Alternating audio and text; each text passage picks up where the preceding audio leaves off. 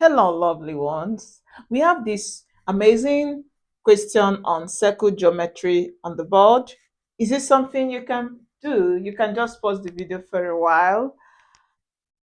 Meanwhile, you can also join me. Let me take you through it step by step. It's just so easy. When you see this kind of question, all you just need to do is to identify one or two circle theorems and you are done. Now, let me help you to identify some of them. Now, we are given this diagram and the question says, work out the size of each angle marked with a letter. Give reasons for your answers. So you observe that the angles marked with letters are this angle G, this part just what from here to here marked with G, and from here to here marked with H. So how do we find these two angles? Let me take you through it. It's just so easy. And if you're a returning viewer, thank you for choosing to learn through us. If you're still new, hit that subscription button. We have a lot for you. Click on the notification bell for updates. Thank you, and let's keep doing this. Don't forget to give us a thumbs up. So to answer this, we begin with solution. Now, when you look at this, you observe that this is your circle, and we say that the outer part of the circle, this part, is what we call the circumference. Now, carefully observe also that on this circumference, a line is drawn. Just watch this straight line. You just see this straight line, and this straight line is touching the circumference at a point. And we have it that for each time a circle is drawn and a line touches it at a point, we call this line a tangent. And whenever you hear tangent, it reminds you of a theorem. Now, since this line is a straight line touching this circumference at a point, it means that this line AP, this line is a tangent. Now, let's see if we can spot another useful information.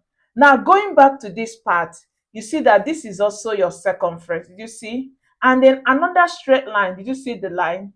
Is also touching the circumference at a point, this line. So this line, just like what we said here, is also a tangent.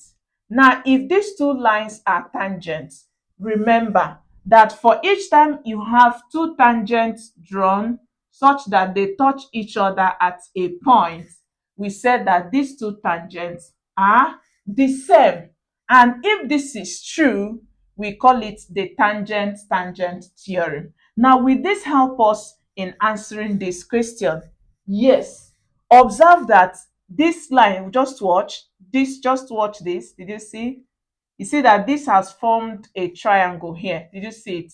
And you say that these two lines are the same because of the tangent-tangent theorem. So if you bring that shape out, see what you have. So we have these two lines are the same. Do we have it that line AP is the same as line BP? So we can say line AP is equal to line BP. What is our reason? Our reason is the tangent theorem.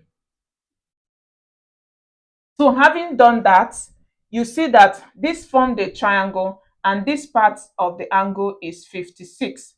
And you see that this marked part is inside this triangle. So the marked angle G is what we want to find now.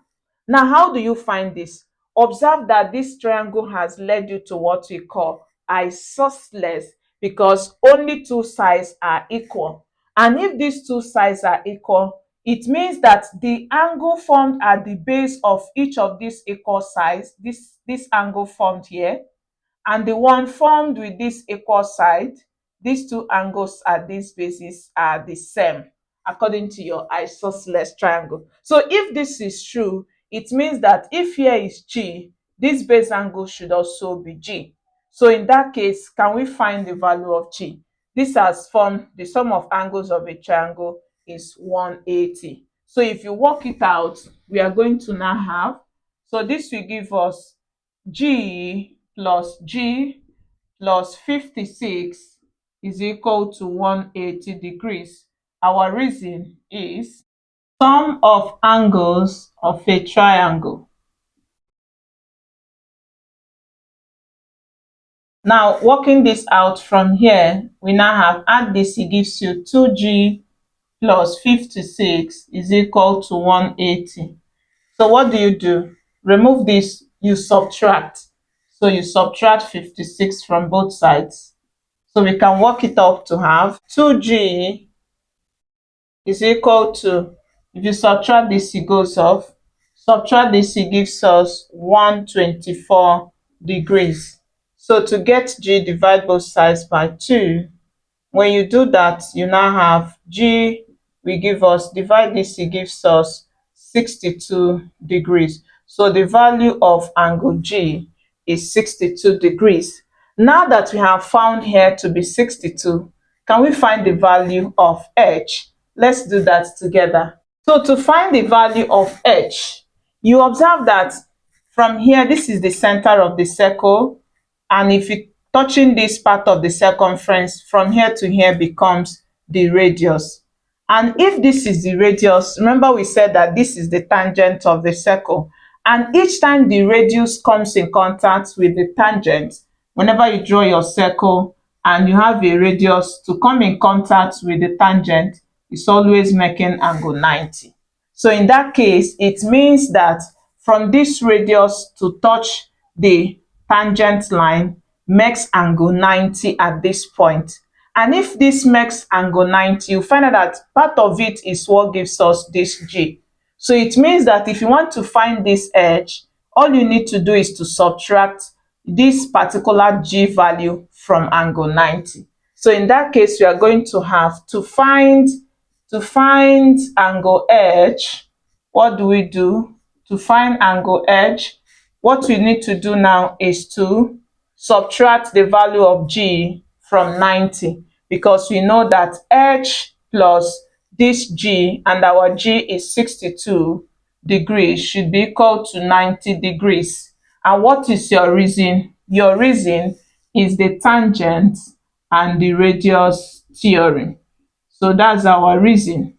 So if this is true, then we can now have our edge, subtract this, it gives us 90, take away 62.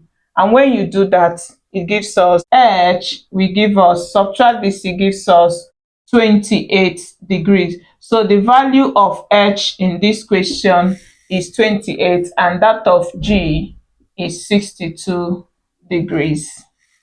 And I hope you learned something. Don't forget to tell us how much, like, share this video. I'll also be curious to see your own method. If you're still new, hit that subscription button. And if you find this interesting, share it with others. Thank you for choosing to learn through us. I hope to see you in my next class. Have a beautiful day. Bye.